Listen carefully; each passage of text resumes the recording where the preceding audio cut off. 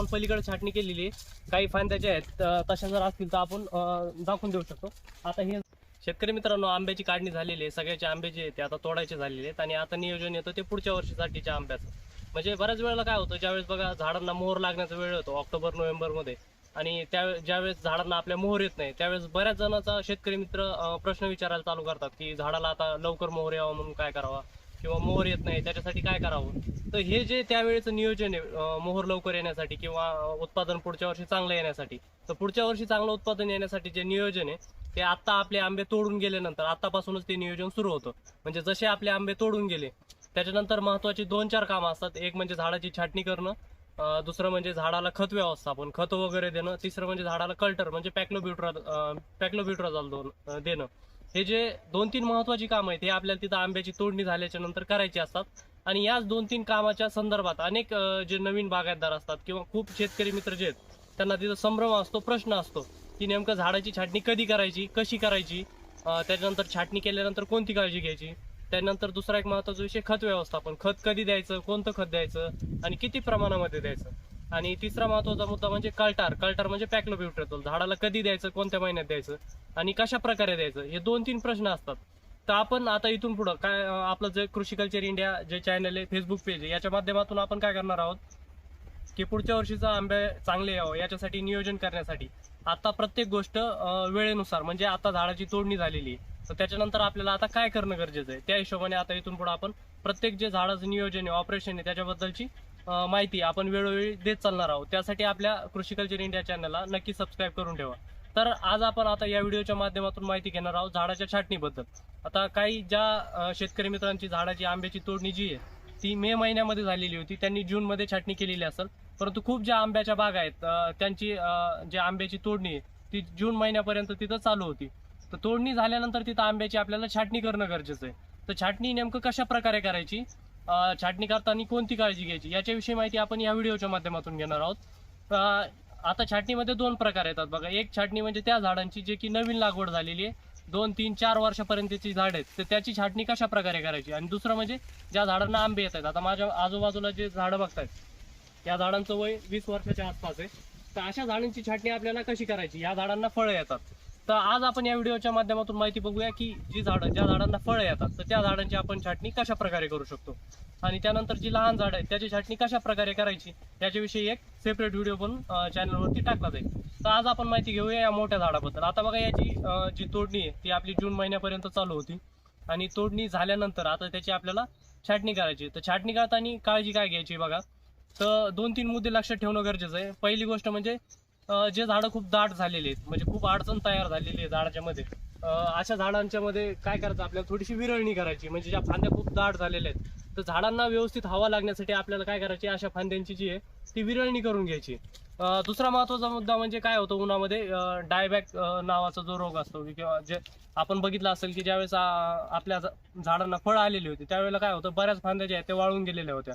तर अशा वाळलेल्या फांद्या आपल्याला तिथं काढून घेणं गरजेचं आहे. या फांद्या कशामुळे वाळतात, अजून एक महत्वाची गोष्ट, जो झाडामध्ये डिंक्या रोग येतो, झाडाच्या फांद्यामधून डिंक निघतो, अशा फांद्या देखील तिथं डिंक निघल्यामुळे देखील या फांद्या वाळतात. तर या फांद्या आपल्याला काय करायचं, थोडं मागून कट करून घ्यायचं. आता हे जर बाजूचं झाड जर बघितलं तर याची फांदी जी आहे ती पूर्णपणे वाळून गेलेली आहे. तर अशा वेळेस आपल्याला काय काळजी घ्यायची आहे की ही फांदी इथून वाळलेली आहे, तर त्याला काय करायचं, आपल्याला एक थोडंसं 2-4 इंच खालून आपल्याला ती फांदी जी आहे ती कट करून घ्यायची. आता अजून जर बाजूला जर बघितलं, इकडं बघू शकता ह्या झाडाची देखील फांदी जी आहे ही वाळलेली आहे. आता ही वाळलेली फांदी आपल्याला काय करायचं आहे, हे बघा जवळ येऊन जर बघितलं तर या फांदीला इथून डिंक निघलेलं आहे. व्यवस्थित जर निरीक्षण जर केलं आपण तर बघा या फांदीतून डिंक निघलेला आहे, त्याच्यामुळे ही फांदी जी वाळून गेलेली. हा डिंक कशामुळे आलेला आहे, हा एका बुरशीमुळे डिंक आलेला आहे. तर हीच बुरशी काय होते, ही अशी पसरत मागे निघून जाते आणि ही फांदी जी आहे ती पूर्णपणे वाळत जाते. तर आपला छाटणी करण्याचा उद्देश काय आहे, ह्या ज्या रोगग्रस्त फांद्या आहेत त्या आपल्याला तिथं काढून घ्यायच्या. आता ही फांदी वाळलेली आहे, इथपर्यंत वाळलेली आहे, तर आपल्याला काय करायचं, थोडासा जो चांगला भाग आहे, ओला भाग आहे, जिवंत भाग आहे, तो आपल्याला येऊन द्यायचा आहे आणि ह्या फांदीची छाटणी जी आहे ती इथून करून घ्यायची. त्याच्यामुळे काय होईल, ही जी बुरशी मागे झाडामध्ये जात होती ती तिथं जाणार नाही आणि आपलं झाड जे आहे ते तिथं व्यवस्थित राहील. अशा पद्धतीने आता ते छाटणी करण्यासाठी आपल्याला तिथे कशाचा वापर करायचा आहे, जे आपलं सिकेटर असतं, कात्री असते, कैची असते, त्याचा वापर आपल्याला तिथे करायचा आहे.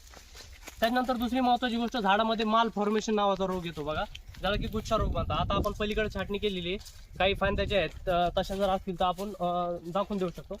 आता हे झाड जर बघितलं, इथं देखील वाळलेली फांदी, अशा देखील फांद्या आपल्याला कटरच्या माध्यमातून काढून घ्यायच्यात. प्रत्येक जी फांदी वाळते त्याच्या मागे काही ना काही कारण असतं. आता ही पण जे वाळलेली ती डिंकामुळेच वाळलेली आहे. या फांदीला देखील डिंक आलेला तुम्ही जर बघितलं तर अशा ज्या छोट्या फांद्या आहेत त्या आपण कटरच्या साहाय्याने कट करून घेऊ शकतो. दुसरा महत्वाची गोष्ट मी सांगितलं माल फॉर्मेशन म्हणजे गुच्छा रोग. आता हे इकडे बघू शकता, कटिंग केलेली आहे तर हा एवढी मोठी फांदी झाडाची कट केलेली आहे. पण हे कट करण्यामागचं कारण काय तुम्ही जर बघितलं, हे बघा झाडाला इथं गुच्छा रोग म्हणजे माल फॉर्मेशन नावाचा जो रोग आहे तो तिथं झालेला आहे. ही पूर्ण जर फांदी जर बघितली तर इथं बघू शकता, हे झाडाला जे नवीन पानं येत आहेत ते गुच्छामध्ये येत आहेत. तर अशा प्रकारे आपल्याला काळजी घ्यायची आहे की झाडाला जे रोगग्रस्त फांद्या असतील किंवा असं गुच्छा रोग असेल अशा फांद्या आपल्याला तिथं काढून घ्यायच्या आहेत. म्हणजे छाटणी करण्याचा उद्देश हाच आहे की झाडाची विरळणी करा, जे झाडामध्ये रोग आहेत किंवा रोगग्रस्त फांद्या आहेत त्या तिथं काढून घेणं गरजेचं आहे. आता या फांदीमध्ये अजून जर बघायचं जर म्हणलं तर या फांदीला देखील इथं खूप मोठ्या प्रमाणामध्ये डिंक लागलेलं आहे. इकडं जर बघितलं हे बघू शकता, इथं देखील डिंक आहे, इथं देखील डिंक आहे. अशा पद्धतीने व्यवस्थितरित्या आपल्याला काय करायचं आहे बघून तिथं छाटणी करायची. 3 महत्वाचे मुद्दे मी सांगितले. एक म्हणजे झाडाची विरळणी करणं, जे झाडं दाट झालेले ते आपल्याला तिथं पातळ करून घ्यायचे, ज्याच्यामुळे झाडाला व्यवस्थित हवा तिथं भेटेल. दुसरी महत्वाची गोष्ट की ज्या रोगग्रस्त फांद्या आहेत ते आपल्याला तिथं काढून घ्यायचे. आणि अजून एक महत्वाची गोष्ट की छाटणी केल्यानंतर आपल्याला तिथं काय काळजी घ्यायची. तर छाटणी केल्यानंतर आपल्याला तिथं आता हे आपण कट केलेलं आहे तर असे जे झाडाला घाव झालेले आहेत तिथं आपल्याला बोर्डो मिक्सचर म्हणजे 1 किलो कॉपर सल्फेट, 1 किलो चुना आणि 100 लिटर पाणी यांचं मिश्रण करून आपल्याला त्याची झाडावरती फवारणी घ्यायची आहे.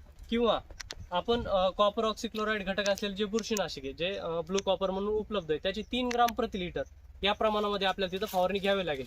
ज्याच्यामुळे की काय होईल, जे आपण फांदे कट केलेले आहेत त्याच्यामधून जो चिक वगैरे बाहेर येतो किंवा डिंक वगैरे येऊ नये आणि परत झाडाला तिथं रोगाची लागण होऊ नये यासाठी आपल्याला तिथं फवारणी घेणं गरजेचे आहे. अजून एक महत्वाचा मुद्दा, छाटणी करण्यासाठी आपल्याला विविध जे उपकरण आहेत किंवा जे समजा शास्त्रीय उपकरण आहेत ते वापरणं तिथं आपल्याला गरजेचं आहे. आता छाटणी करण्यासाठी आपण कुऱ्हाडीने वगैरे जर छाटणी केली तर ही खूप चुकीची पद्धत आहे.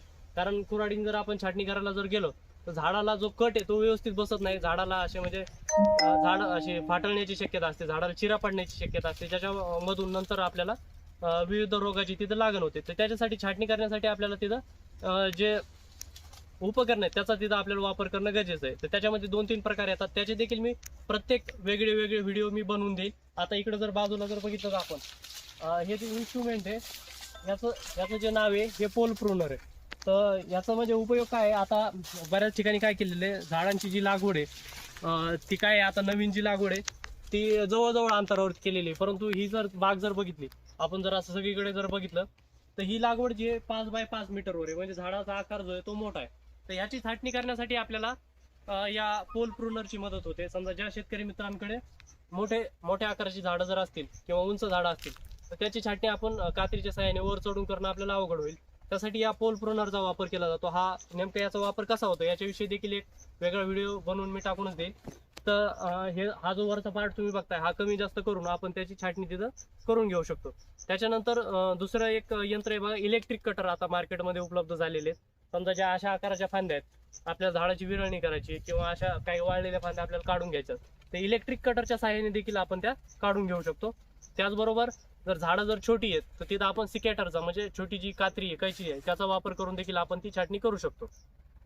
तर छाटणीबद्दल सांगायचे जे महत्त्वाचे 2-3 मुद्दे होते, एक विरळणी करणं, दुसरं जे रोगग्रस्त फांदे आहेत त्या काढून घेणं आणि तिसरी महत्त्वाची गोष्ट म्हणजे योग्य उपकरणाचा वापर करणं. म्हणजे कुऱ्हाडीचा वगैरे वापर न करता तुम्ही करवत वापरू शकता किंवा असे काही जे उपकरण असतील त्याचा तुम्ही तिथं वापर करू शकता. आणि छाटणी झाल्यानंतर तिथं झाडावरती बोर्डो मिक्सचर किंवा ब्लू कॉपर म्हणजेच कॉपर ऑक्सिक्लोराइड याचा आपल्याला तिथे वेळेत वापर करणं गरजेचं आहे. आता याच्या नंतरचा मुद्दा की छोट्या झाडांची छाटणी कशी करायची त्याविषयी देखील एक छोट्या झाडामध्ये गेल्यानंतर त्याविषयी देखील एक व्हिडिओ बनवून टाकण्यात येईल. परंतु आता या मोठ्या झाडाच्या छाटणीबद्दल मी या व्हिडिओमध्ये सांगितलेले. तर याच्याविषयी मोठ्या झाडांच्या छाटणीविषयी जर तुम्हाला काही प्रश्न जर असतील, काही समस्या असतील, कमेंटमध्ये नक्की विचारू शकता. किंवा याबद्दल जर तुम्ही अजून काही एखादी नवीन गोष्ट तुम्ही जर सांगू शकत असाल तर इतर शेतकरी मित्रांना माहीत होण्यासाठी की तुमच्याकडे अजून आता मी सांगितलं की झाडाची छाटणी या कारणासाठी करतात, तर तुम्हाला देखील जर काही वेगळं कारण माहीत जर असेल की बाबा या कारणासाठी झाडाची छाटणी करणं गरजेचं आहे ते देखील तुम्ही कमेंटमध्ये सांगू शकता. जसं की छाटणी केल्यानंतर झाडाला व्यवस्थित फुटवा येतो आणि फुटवा आल्यानंतरच आपल्याला पुढे चालून त्या नवीन आलेल्या फुटव्यातूनच आपल्याला तिथं मोहर भेटणार आहे. त्यासाठी देखील छाटणी करणं महत्त्वाचं आहे. असे जर काही महत्त्वाचे मुद्दे जर असतील तर ते तुम्ही कमेंटमध्ये इतर शेतकरी मित्रांना मदत होण्यासाठी नक्कीच मांडू शकता. तुमचे प्रश्न देखील काय असतील ते कमेंटमध्ये नक्कीच मांडू शकता. आणि अशाच माहितीसाठी इथून पुढच्या आंब्याच्या नियोजनासाठी आपल्या चॅनलला नक्की फॉलो करून ठेवा. धन्यवाद.